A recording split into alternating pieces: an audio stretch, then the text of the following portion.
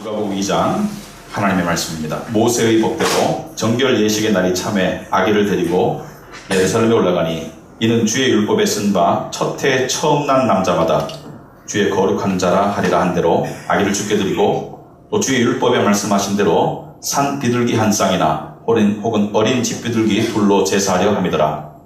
예루살렘에 시몬이라는 사람이 있으니 이 사람은 의롭고 경건하여 이스라엘의 위로를 기다리는 자라. 성령이 그 위에 계시더라. 그가 주의 그리스도를 보기 전에는 죽지 아니하리라 하는 성령의 지시를 받았더니 성령의 감동으로 성전에 들어가매 마침 부모가 율법의 관례대로 행하고자 하여 그 아기 예수를 데리고 오는지라. 시몬이 아기를 안고 하나님을 찬송하여 이르되 주제여 이제는 말씀하신 대로 종을 평안히 놓아주시는도다. 내 눈이 주의 구원을 보았사오니 이는 만민 앞에 예비하신 것이요 이방을 비추는 빛이요 주의 백성 이스라엘의 영광이니이다 하니 그의 부모가 그에 대한 말들을 놀랍게 여기더라. 아멘. 앉히기 바랍니다. 기도 들어오겠습니다.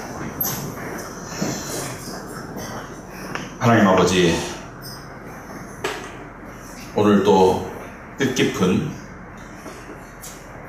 예수님이 언제 몇 월 며칠 오셨는지는 우리가 알 길이 없습니다만 그래도 1년에 하루를 정해서 주님의 오심을 우리가 생각하고 또 찬송하고 또 그 의미를 우리가 생각할수록 기뻐하고 감사하고 그럴 수 있는 기회를 허락하심을 감사합니다. 우리는 모두 이 땅에서 태어났지만 오직 예수님만큼은 다른 곳에서 이 땅으로 보내심을 받은 하나님의 아들이시고 또 하나님과 동등되시며 생명의 말씀 되시고 말씀이 육신의 이 가운데 오신 창조의 하나님 또 구원의 그리스도인 것을 우리가 기억하고 감사와 찬송과 영광을 드립니다. 아버지 하나님, 오늘 시몬, 우리 앞서 살았던 믿음의 지체, 이 시몬의 시각으로 바라본 예수 그리스도, 인생을 거의 다 살고 노년에 성령의 계시를 통해서 그리스도의 오심을 보고 죽을 것이라는 그 약속의 시련을 맞이했던 시몬의 영혼에서 터져나온 이 찬송을 통해서 우리의 가슴 속에도, 오신 그리스도를 믿는 우리의 가슴 속에도 그러한 찬송과 감사와 기쁨이 이 시간 싹트고 넘쳐나도록 역사하여 주시옵소서. 주님께서 우리들의 마음을 주관하여 주셨길 바라며 예수님 이름으로 기도합나이다. 아멘. 이 예수님의 오심, 우리가 크리스마스 세상 사람들이 부르는 예수님 오심은 역사상 두 번 있을 수 없는, 역사상 한 번만 있었던, 그리고 앞으로 다시 없을 그러한 일이었습니다. 예수님의 재림도 또한 역사상 한 번만 있을 그러한 일이 될 것입니다. 그래서 우리는 오신 메시아를 바라보고 믿는 동시에 다시 오실 그리스도를, 다시 오실 예수를 바라는 그러한 시대를 살아가고 있습니다. 구약은 오실 그리스도만을 바라보고 살았지만 우리는 오신 그리스도와 다시 오실 그리스도를 바라보고 사는 그러한 시대를 살고 있는데, 여러분, 크리스마스 분위기가 안 난다고 요즘에 옛날만큼 흥청망청하지 않다, 잘 될 겁니다. 크리스마스가 흥청망청하는 데가 아니죠. 또 크리스마스는 연인과 함께하는, 글쎄요, 도대체 왜 크리스마스가 이렇게 변질된지 모르지만 크리스마스는 연인과 관계가 없습니다. 크리스마스는 오직 오신 그리스도, 인류를 구원하기 위해서 오신 그리스도를 기리는, 생각하는, 그리고 기뻐하고 감사하고 찬송하는 그게 크리스마스가 되겠죠. 그래서 오늘 이 시간 우리 본문을 통해서 이 시몬이라는 거의 죽을 때가 다가온 노인이죠. 그의 시각으로 바라본 그리스도의 오심을 우리가 함께 느낄 수 있고 함께 그 은혜를 나눌 수 있기를 바랍니다. 자, 그래서 오늘 본문을 출발하자면은, 여러분, 제가 거듭 말씀드리지만은 신약에 기록되어 있지만 여전히 예수님의 죽으심과 부활하심 이전에는 구약의 시대가 지속되고 있는 것입니다. 구약과 신약은 무엇이냐? 구약은 율법의 시대요, 신약은 은혜의 시대이다. 물론 구약 때도 은혜가 있었지만 율법에 따라 살았던 삶, 율법의 시대가 지속되고 있어서 구약의 마지막 선지자는 말라기가 아니고 바로 세례 요한입니다. 신약에 등장하지만 예수의 오심을 소개했던 율법 시대의 종말을 보였던 마지막 선지자는 세례 요한이고, 그리고 세례 요한의 시대에는, 예수님의 태어난 시대에는 여전히 구약 율법을 유대인들이 준수했기 때문에 예수님도 그 율법에 따라서 성전에 가는 모습을 우리가 볼 수 있습니다. 22절 보시면은 모세의 법대로 정결 내식의 날이 참에 아기를 데리고 예루살렘에 올라가니, 자, 여전히 모세의 법, 구약의 법을 이야기하고 있죠. 여기서 말하는 모세의 법은 레위기 12장을 말합니다. 레위기 12장에 보시면은 한 집에 아이가 태어났을 때, 특별히 남자아이가 태어났을 때, 여자아이와는 좀 다르다마는 남자아이가 태어났을 때 이 8일째 되는 날 할례를 하게 되어 있고요. 그 8일째 되는 날로부터 33일째 되는 날이 정결의식을 하는 날이다. 정결의식은 무엇이냐? 그 전에 불결했다는 얘기거든요. 그 전에 불결했기 때문에 40일이 되어서야 비로소 성전에 갈 수가 있었습니다. 아기를 데리고. 그러니까 40일이 지나고 난 다음에 성전에 아기를 데리고 가서 하나님께 예배하고 제사하는 그 정결의식의 날. 그렇다면 왜 이 40일을 우리가 말하면 산후조리 기간이죠, 그죠? 산후조리 기간 비슷한 기간인데 왜 불결하다고 말하냐? 인간이 원죄를 가지고 태어나게 됩니다.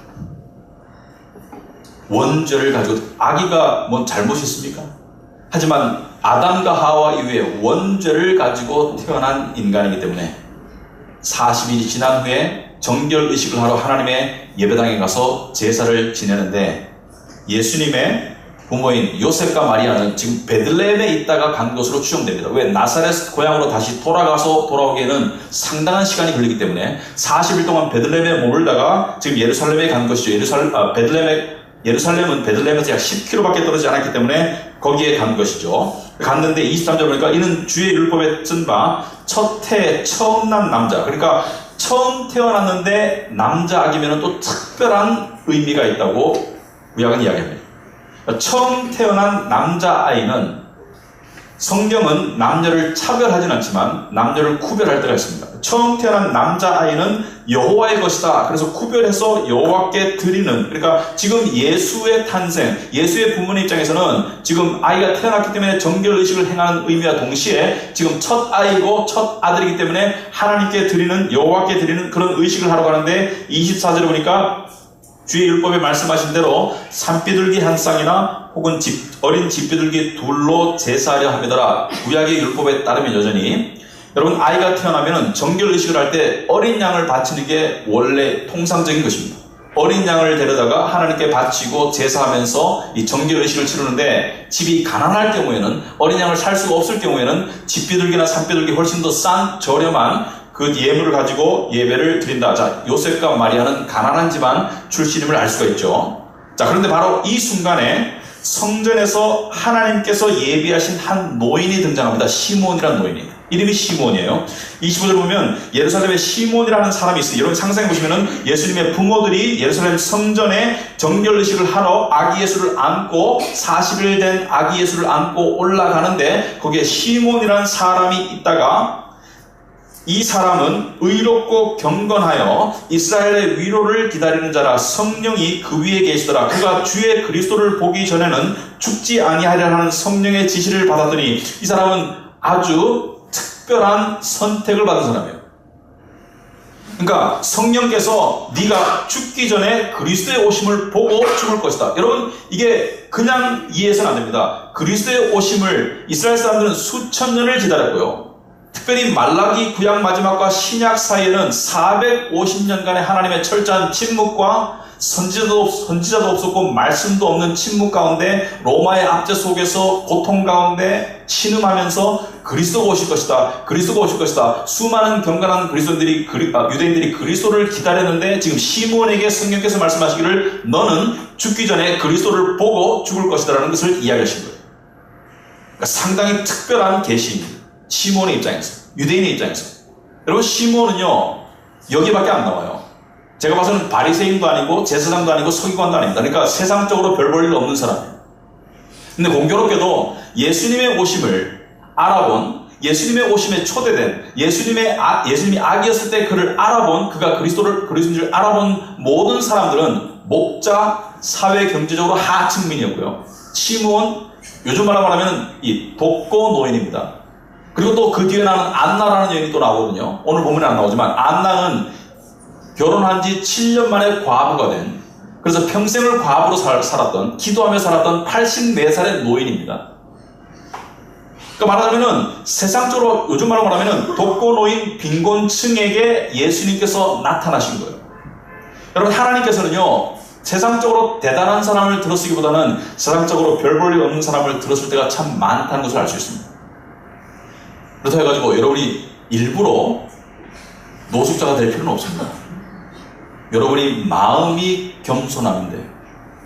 여러분이 마음으로 나는 무가치한, 하나님 밖에서 무가치한, 나는 죄인이라는 것을 인정하는 사람들을 하나님이 들어쓰시거든요. 성경에 거기에 빗댄 말씀이 있습니다. 마태복음 19장 30절에 보면 이런 말씀이 있습니다. 여러분 주보에 나와 있죠? 그러나 먼저 된 자로서 나중되고 나중된 자로서 먼저 될 자가 많으니라. 여기서 말하는 될 자가 많다라는 것은 미래를 이야기하는 것이거든요. 여기서 말하는 미래는 언제를 이야기하는 것인가? 많은 교인들이 이 말씀을 읽고 난 다음에 이렇게 해석을 하더라고요. 예수 먼저 믿었는데 나중 믿은 사람보다 믿음이 못하더라. 예수 믿은 지 20년 된 사람보다 예수 믿은 지 2년 된 사람이 훨씬 더 믿음이 뜨겁고 봉사를 잘하더라. 그러니까 나는 먼저 되었는데, 나는 믿음 생활을 먼저 했는데 네가 나중 되었는데 나보다 너의 열심과 너의 믿음이 더 좋구나. 이렇게 많이 해석을 하시는데 그런 뜻이 전혀 아니올시다. 여기서 말하는 것은 무엇이냐면은, 여기서 먼저 된다는 것은 세상 속에서 사람들의 눈에 볼 때 first, 더 으뜸되는 사람들, 지위가 높거나 영향력이 있거나 교회 안에 직분자이거나 저같이 목사이거나 먼저 된 사람입니다. 사람들이 봤을 때 더 위에 있는 사람 중에 많은 사람들이 나중 될 것이고, 세상적으로 봤을 때, 교회 안에서 봤을 때 별 볼 일 없는 사람들, 가난하거나 무능력하거나 하여튼 별 볼 일 없게 보이는 그런 사람들이 나중에 먼저 될 것이다. 무슨 말입니까? 하나님의 심판대 앞에 설 때 세상 속에서 별 볼 일 없는 사람 중에 하나님의 더 큰 영광 가운데로 부름받을 사람이 있고, 세상 속에서 큰 영광 가운데 살던 사람들이 하나님 앞에서는 별 볼 일 없는 사람들이 많을 것이라는 거예요. 그래서 우리가 생각하는 그런 관점과 기준과는 완전히 다르다는 것을 이야기하고 있습니다. 그래서 예수님, 이 존귀한 예수님의 모습이 왕족이나 귀족이나 바리새인이나 제사장이 아니라 시몬이나 안나나 목자 같은 세상적으로 별 볼 일 없는 사람들에게 나타난 것이죠. 그런데 이 시몬이라는 사람이 겉으로는 별 볼 일 없을지 모르지만 내적으로는 하나님을 경외하는 믿음의 소유자였습니다. 이 사람은 의롭고 경건했어요. 무슨 말이냐면 율법을 따라 살려고 했던 사람입니다. 근데 율법을 따라 살려고 했던 의롭고 경건한 사람들은 반드시 깨닫는 것이 있습니다. 무엇을 깨닫습니까? 율법을 통해서 죄를 깨닫거든요. 율법을 지킬 수가 있습니까, 여러분? 1계명부터 다 어기죠. 나 이외에 다른 신을 섬기지 말아라. 마음으로 수많은 우상을 숭배하고 있습니다. 예수님께서 간음하지 말아라. 마음으로 여인을 쳐다보고 음욕을 가지고 여인을 쳐다보는 자마다 이미 마음으로 간음했다고 했고요. 살인하지 말아라. 다른 사람을 미워하고 욕하는 것만으로도 이미 마음으로 살인했다고 했거든요. 율법을 지키려고 하는 노력 가운데 진정한 믿음의 소유자들은 나는 죄인이라는 것을 깨닫습니다. 나는 율법을 지킬 수 없다는 것을 깨닫습니다. 그러므로 이 시므온도 마찬가지로 그걸 깨달은 거예요. 그러니까 그리스도를 기다린 겁니다. 율법을 지킴을 통해서 의로워질 수 있다면 그리스도가 왜 필요합니까? 율법을 통해서 의로워질 수 없고, 율법을 통해서 내가 죄인이고 내가 구원받을 자격이 없다는 것을 깨달아가기 때문에 이 사람은 그리스도 메시아 구원자를 기다리고 있는 거예요. 갈라디아서 3장에 보시면 율법의 순기능에 대해서 나와 있습니다. 율법은요, 종교적으로 받으면 안 됩니다. 종교적으로 받을 때 율법은 내가 이것을 지켜서 하나님 앞에 떳떳하게 서리라, 내가 이것을 지켜서 나의 의를 이루라, 이게 율법의 원 기능이 아닙니다. 율법을 왜 줬습니까? 율법은 우리를 하여금 실패자로 만들게 해주는 거예요. 우리를 실패자로 만들기 위해서, 우리를 율법의 성공자로 만들기 위해서 주는 게 아닙니다. 율법을 통해서 성공자가 된다는 것은 바리새인이 되는 거예요. 겉으로 위선자가 되는 거예요. 속으로 못 지키면서. 율법은 우리를 실패자로 만들어서 어디로 데려갑니까? 실패하고 죄를 깨닫고 우리를 그리스도에게로 데려가는 것이 율법의 순기능입니다. 그래서 갈라디아서 3장 24절에 이같이 율법이 우리를 그리스도께로 인도하는 초등교사가 되었다. 초등교사라는 것은 우리를 인도하는 선생님이다. 우리를 하여금 믿음으로 말미암아 의롭게 함을 얻게 하람이라. 율법을 통해서는 의로워질 수가 없다는 것을 이야기하고 있죠. 율법을 통해서는 죄를 깨닫는다. 더 나아가서 율법을 통해서 죄를 더 지울 수도 있습니다. 무슨 말이냐면은, 여러분, 집이 유리창이 달린 집이 2개가 있는데 그 잔디밭 앞에 한쪽 집에는 아무 편말이 없는데 다른 쪽 집에는 우리 집에 돌 던지지 마세요 라고 써놓으면 어느 집이 돌을 먼저 맞을까요? 인간은 선한 율법을 어기고자 하는 죄의 본성을 가지고 있습니다. 아무튼지 간에 이 시므온은 율법의 순기능을 통해서 그리스도가 오셔야 된다는 것을 기다리고 있었어요. 여러분, 이 기다린다는 건 별거 아닙니다. 예수 믿는 사람도 기다리고 예수 안 믿는 사람도 뭔가를 기다려요. 아주 갈망하고 고대하는 그런 기다림이 대부분의 사람들에게 있습니다. 나는 이걸 기다려. 여러분이 지금 기다리는 거 3개 쓰면 다 들어줄게. 당장 쓸 거예요. 당장 기억하고 다 쓸 겁니다. 3개, 30개도 쓸 수 있어요. 무언가를 다 기다리고 있습니다. 그런데 기다리는 자체가 의미 있는 것이 아니라 내가 무엇을 기다리는가가 중요한 거예요. 여러분, 많은 유대인들이 메시아의 오심을 기다렸습니다. 기다렸다는 점에서는 시므온도 별 다를 게 없습니다만은, 그러나 시므온의 기다림이 특별한 이유가 있어요. 왜냐하면 많은 유대인들이 그 당시에 기다렸던 메시아 그리스도는 이러한 그리스도였습니다. 자신들을 로마의 압제에서 풀어줄, 자신들에게 사회 경제적 지위를 향상시켜줄, 자신들을 행복하게 해줄, 자신들의 세상적인 만족과 풍요를 채워줄 메시아를 기다렸어요. 하지만 시므온은 그런 걸 기다린 게 아닙니다. 시므온은 사실 그런 게 별로 필요가 없어요. 이미 나이가 많이 들었어요. 여러분, 나이 든다는 게 항상 나쁜 게 아닙니다. 나이를 들면서 좋아지는 부분이 있어요. 세상의 욕심이 저절로 줄어듭니다. 왜냐하면 육신이 늙어감에 따라서 욕망도 사그라들거든요. 하지만 시므온이 기다린 것은요, 현실을 넘어선 영적인 복을 기다린 거예요. 시므온이 기다린 것은 이 세상의 답을 기다린 게 아닙니다. 시므온이 기다린 것은 그것을 넘어서는 더 훨씬 더 중요한 것을 기다린 것이죠. 여러분 생각해 보세요. 여러분도 상식적으로 생각하면 뭐가 더 중요한지를 알 겁니다. 시므온이 예수를 만났다고 해가지고, 지금 아기 예수를 만났다고 해가지고 갑자기 부자가 되거나 갑자기 회춘하거나 갑자기 지위가 올라가거나 그런 게 전혀 없었거든요. 하지만 시므온은 예수를 만나고 너무나 만족하고 감사해서 찬양의 노래를 부르거든요. 왜? 시므온은 그 차이를 알았거든요. 세상의 것들은 다 지나가는 거예요. 하지만 시므온이 기다린 것은 영원한 것을 기다렸는데, 그 영원한 것이 누구를 통해 주어지느냐? 바로 메시아 그리스도를 통해서 주어지는 것이거든요. 시므온은 뭘 기다렸습니까, 여러분? 뒤를 읽으면 답이 나옵니다. 그가 주의 26절에 그리스도를 보기 전에는 죽지 아니하리라 하는 성령의 지시를 받았더니, 여러분, 죽기 전에 그리스도를 보는 것을 기다린 거예요. 죽기 전에 그리스도를 보고 죽는 것을 기다린 거예요. 여러분, 시므온은 나이 들었으니까 죽음이 더 현실적으로 다가올 수 있지만 저와 여러분도 사실 죽습니다. 그죠? 우린 언젠가 죽어요. 근데 죽기 전에 이걸 보고 죽어야 되겠잖아요. 그게 뭡니까? R.C. 스프라울 박사님이라고요. 최근에 돌아가셨어요. 아시는 분들은 다 아시죠? 세계적으로 존경받는 신학자이고 목회자입니다. 그분이 죽기 얼마 전에 이런 말씀을 하셨어요. 죽는 데는 2가지 길이 있다. 하나는 자신의 죄 가운데 죽는 것이고, 다른 하나는 그리스도의 의 가운데 죽는 것이고. 자신의 죄 가운데 죽으면 지옥 가요. 하지만 그리스도의 의를 옷 입고 죽으면 천국 갑니다. 왜? 천국에는 죄가 들어갈 수 없거든요. 그리스도의 의를 옷 입고 죽으면 천국 가는 거예요. 그러면 시므온이 기다리는 게 무엇인가? 시므온은 천국에 갈 수 있는 확실한 보장을 기다리는 거예요. 시므온은 내가 지금 눈을 감으면 다음 세상이 천국에 안착할 것이라는 확실한 보장을 원하는 거예요. 그리스도의 의를 옷 입고 죽기를 원했는데, 그렇다면 그리스도를 보지 못하면 천국 못 가는 것인가? 당연히 갑니다. 구약의 많은 성도들이 오실 메시아를 믿는 믿음으로 천국에 갔거든요. 구원을 받았거든요. 그러니까 구약의 많은 백성들이 율법에 의해서 구원을 받은 것이 아니라 오실 메시아를 믿는 믿음으로, 오직 믿음으로 구원을 받았습니다. 하지만 이게 차이가 있죠. 여러분이 굉장히 바라는 물건이 있습니다. 그래서 돈을 모았어요. 그래서 마침내 온라인 쇼핑몰에서 가장 저렴한 가격에 가장 좋은 물건을 골랐어요. 그래서 주문합니다. 여러분, 그 다음부터 어떻게 하나요, 여러분? 배송 줘야죠, 그죠? 지금 물건이 어디 있어? 출발했어? 전화하지. 언제 출발해요? 근데 마침 배송 오는 날이 여러분이 뭐 일하는 낮이라든지 출장 갔다든지 여러분이 집에 없어. 그럼 어떻게 합니까? 배송 기사한테 전화하죠.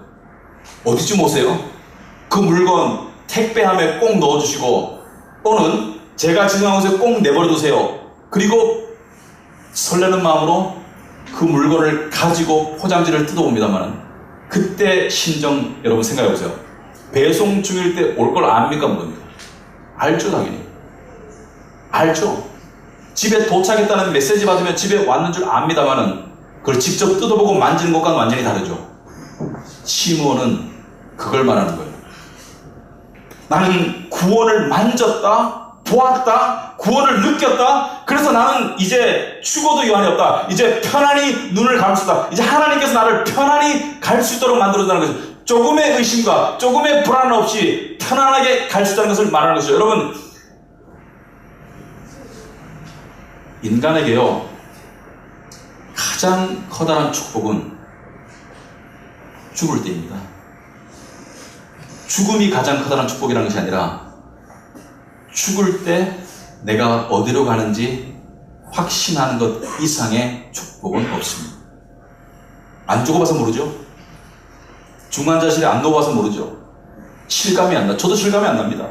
하지만 분명한 것은 그때만큼 절박할 데가 없을 거예요.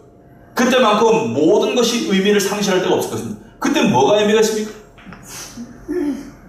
그때 가장 절실한 것은 뭐예요? 내가 지금 이 몸을 벗어나서 다음 세상에 안심하고 갈 수 있을까? 이걸 뒤집어 말하면요, 사람에게 일어날 수 있는 가장 불행한 일이 무엇입니까?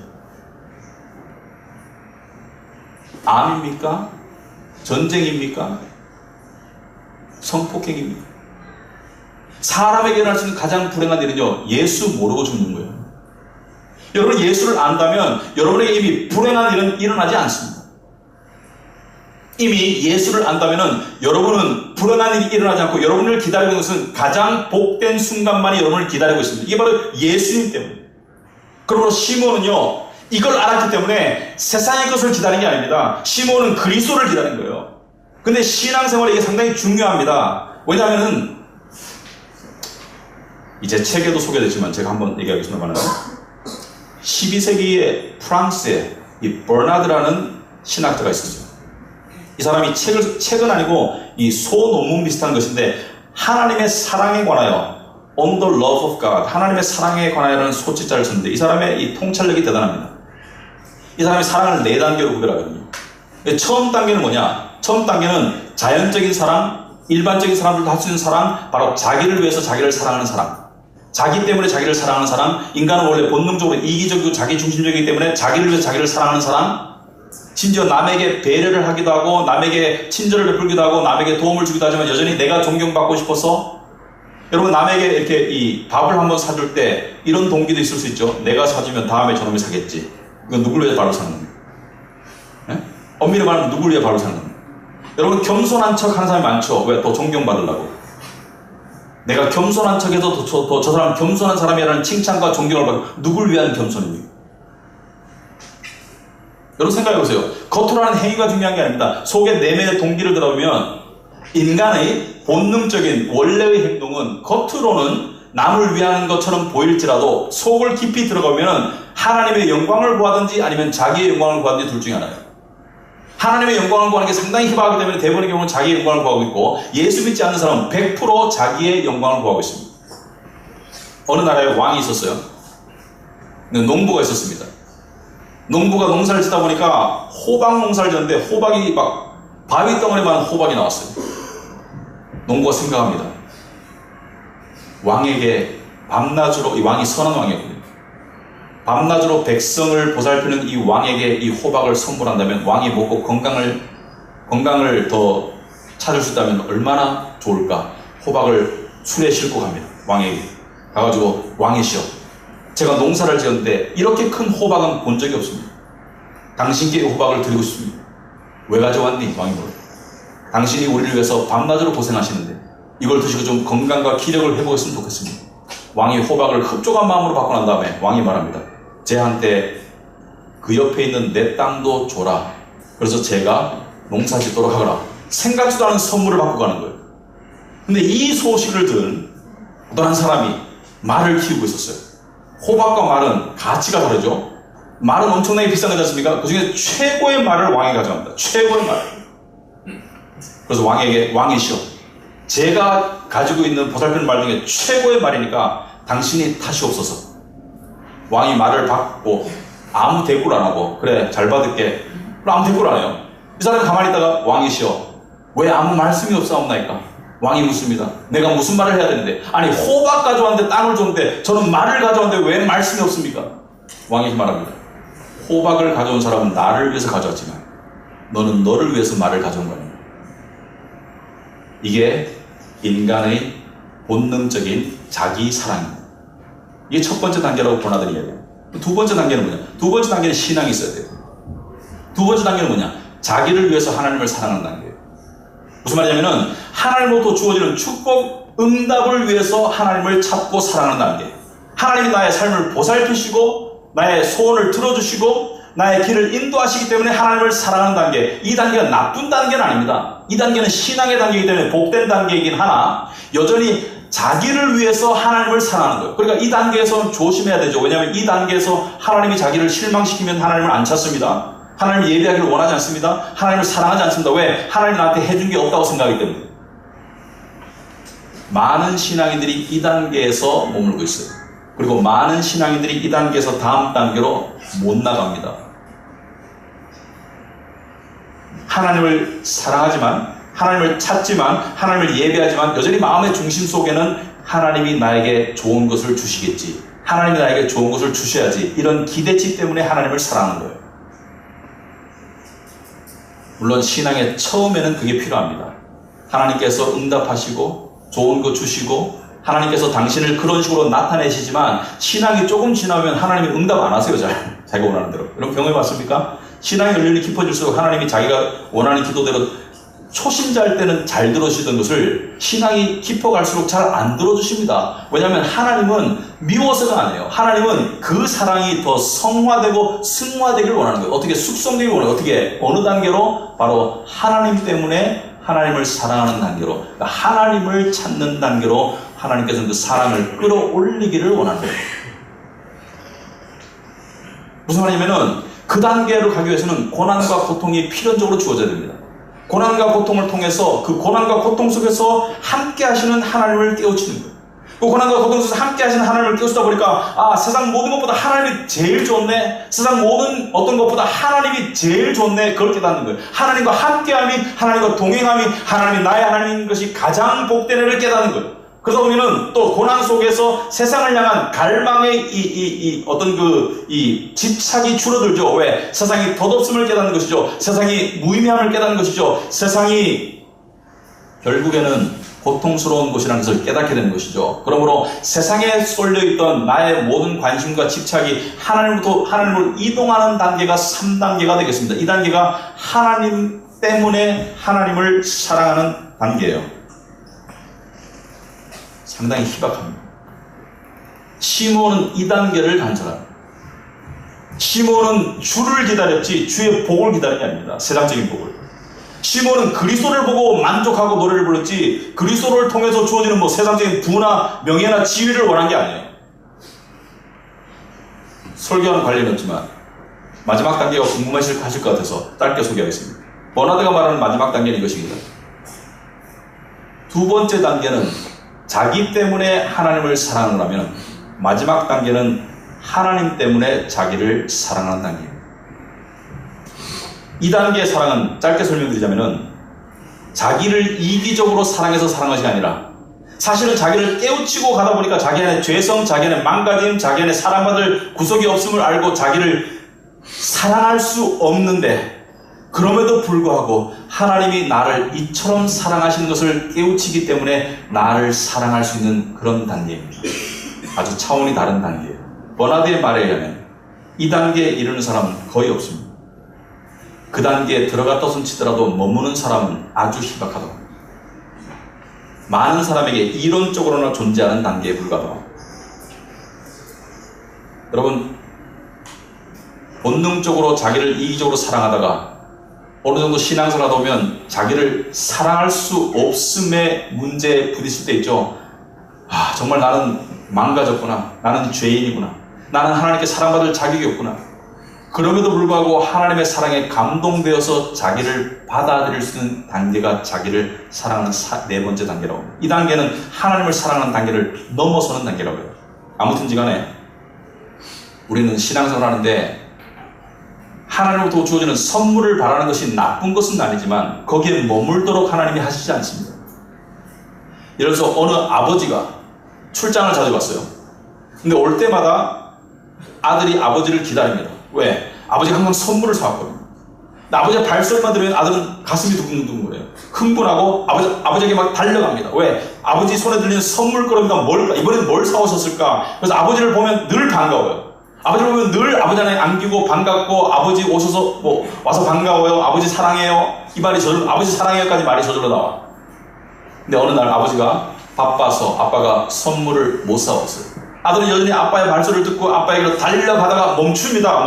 왜? 손에 선물이 없거든. 그래서 아빠에게 물어요. 아빠, 선물은? 아빠가 이렇게 말합니다. 아들아, 나는 이때까지 네가 나를 기다린 줄 착각했는데 아니었구나. 나를 기다린 게 아니고 내가 주는 선물을 기다렸었구나. 여러분, 하나님은요, 우리의 조건과 능력을 보고 사랑하는 거 아니죠? 믿습니까, 여러분? 우리의 존재를 사랑하시는 거죠.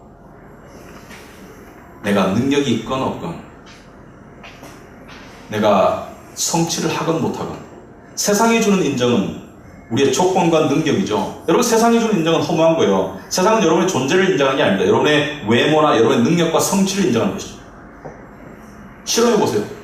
여러분이 T코를 몰고 호텔에 가면은 BMW를 몰고 가면은 호텔 보이가 나와서 문을 열지만 똑같은 사람이 T코를 몰고 가면 아무도 안 쳐다봐요.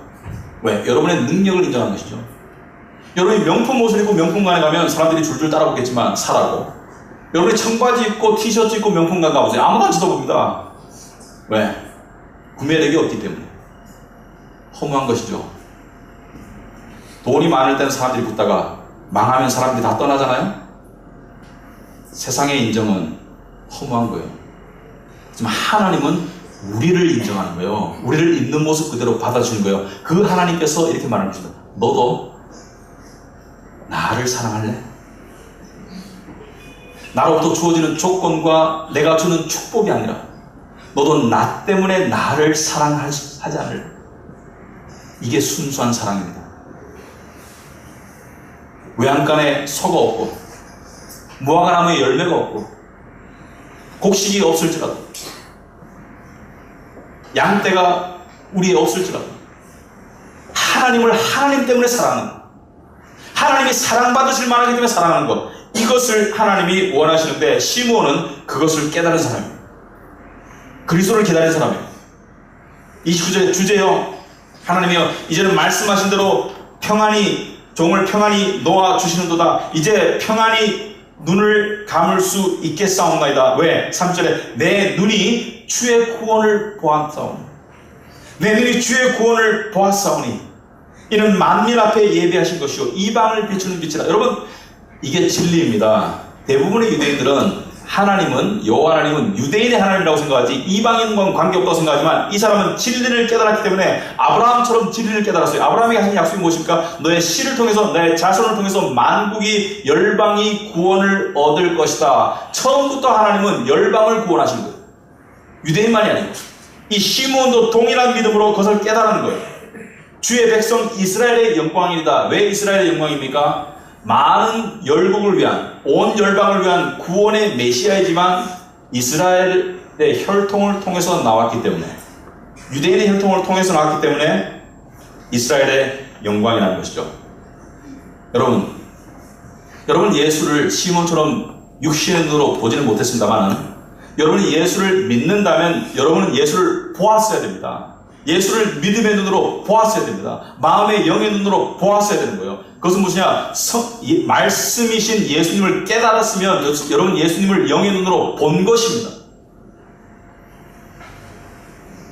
그렇다면 그게 우리의 현실과 무슨 의미가 있는가?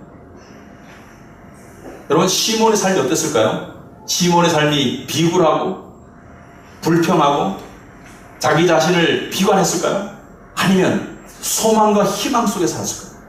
저는 후자라고 생각합니다. 시몬은 비록 가난하고 비록 처지가 별 볼 일 없었을지 모르지만 소망과 희망 속에 살았을 것입니다. 왜?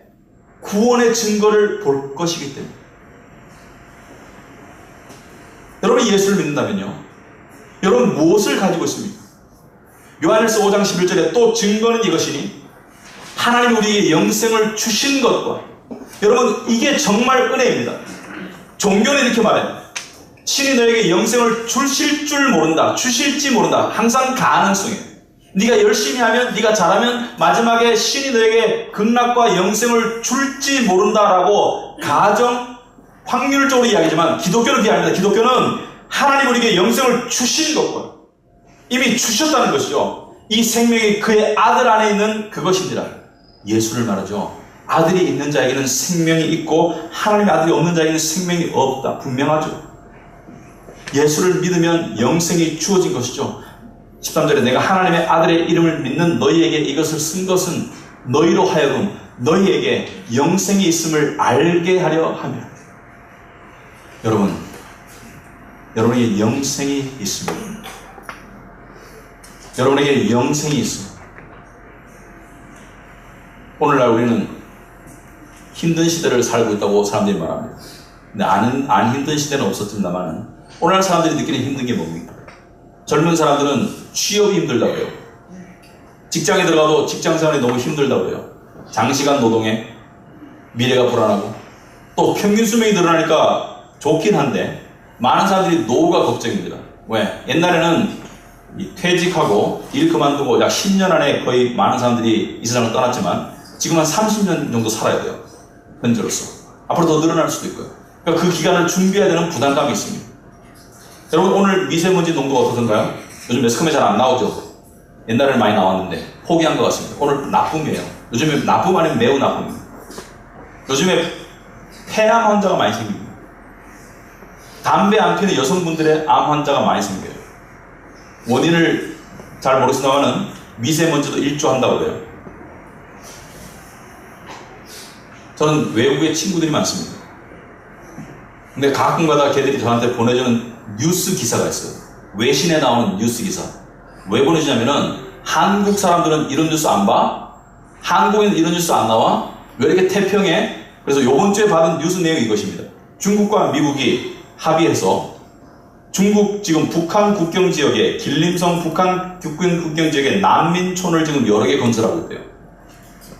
그리고 중국에서는 지금 그 국경선 사는 사람들한테 핵 대비 요령을 지금 훈련시키고 있답니다. 핵이 폭발하든 핵실험 갱도가 무너지든 간에 어쩌든 간에 핵에 대한 대비를 시키고 있고요. 얼마 전에 우리나라에 나온 뉴스에는 미국이 북한으로 진격하더라도 임무를 완성하면 물러날 것이라고 중국에 약속했다, 뭐 이런 얘기를 하고 있고요. 그리고 지금 우리나라의 훈련을 빌미로 수많은 핵 항모와 그 다음에 이 비행기들, 특별히 그 전략적 비행기들, 스텔스기들, 이런 것들이 한반도에 지금 집결하고 있어요. 언제 그런 일이 없기를 바랍니다만, 제가 생각하는 가장 끔찍한 시나리오는, 저는 살 만큼 살았는데 우리 새끼들한테 이렇게 떨어지는 폭탄 상상하면 상당히 끔찍합니다만, 여러분, 이 세상이 여러분의 안전을 확보하고 살 수 있습니까? 연금보험 든다고 됩니까, 그게? 여러분, 유럽과 미국은 안전합니까? 제가 미국에 살아봤거든요. 언제 총 쏠지 몰라요. 총으로 죽는 사람이, 뉴스에 나오는 사람 말고 총으로 실제로 죽는 사람이 수만 명이에요. 총기로. 테러가 언제 일어날지 모릅니다. 우리는 지금 이런 세상에 살고 있어요. 불안한 인생이죠. 근데 왜 예수님의 오심을 우리가 기뻐해야 되나? 감사해야 되나? 예수님께서 뭐라고 말씀하셨습니까? 예수님께서 이렇게 말씀하셨어요. 너희는 마음에 근심하지 말아라.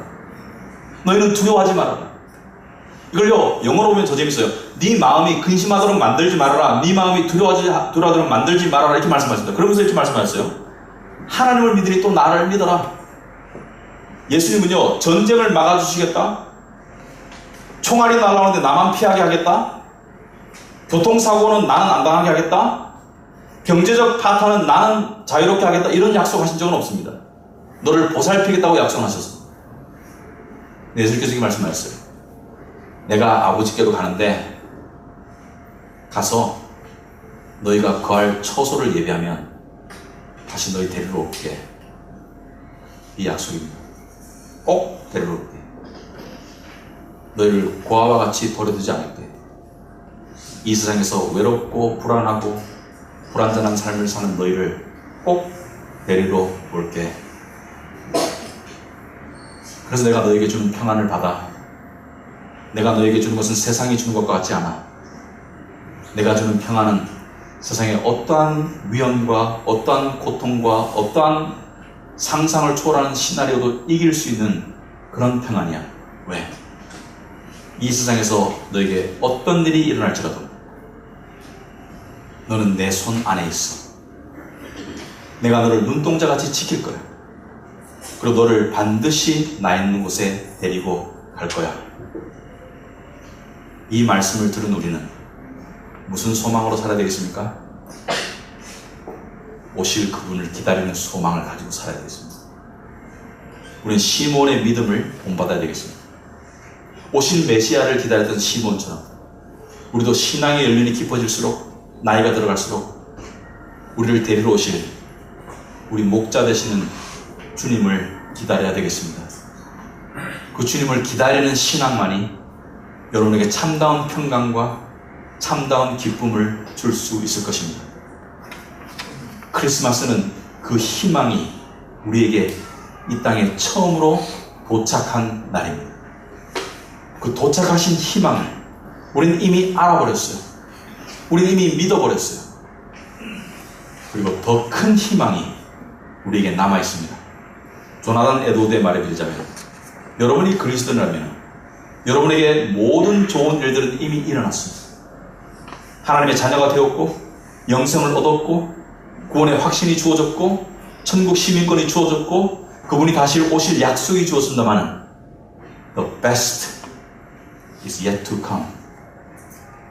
가장 좋은 일은 앞으로 일어날 것입니다. 예수님 오시는 그날 우리는 지금까지 상상하지도 못하고 맛보지도 못했던 영혼의 희락과 만족을 그날부터 영혼까지 누릴 수 있게 되기를 믿습니다. 기도하겠습니다.